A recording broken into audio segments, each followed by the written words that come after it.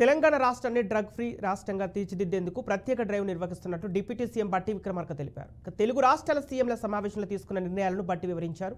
Anti narcotics cyber crime నియంత్రణ కోసం 2 రాష్ట్ర ప్రభుత్వాలు కలిసి పనిచేయాలని నిర్ణయించినట్లు తెలిపారు.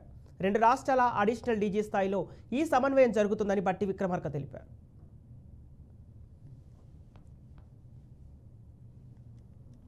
తెలంగాణ రాష్ట్ర ప్రభుత్వం ప్రతిష్టాత్మకంగా తీసుకున్నటువంటి యాంటీ నార్కోటిక్స్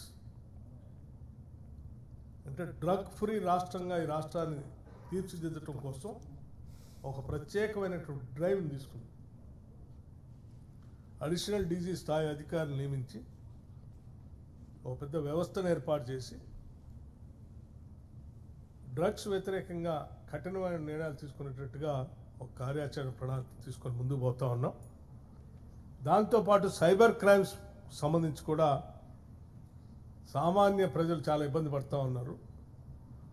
ఈ సైబర్ క్రైమ్స్ నుంచి కూడా ఈ డ్రగ్స్ నుంచి కూడా రాష్ట్రాన్ని కాపాడాలనే ఉద్దేశంతో ముందుకు తీసుకొని పోతున్నటువంటి ఈ ప్రక్రియలో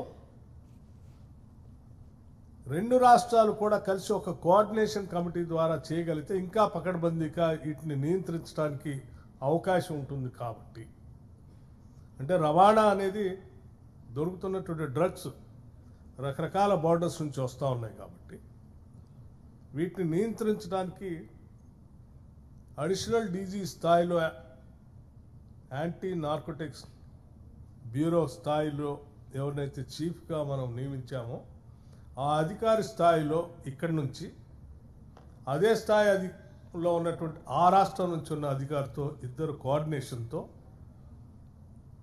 ఈ అంశాలపైన పెద్ద ఎత్తున యుద్ధం చేసి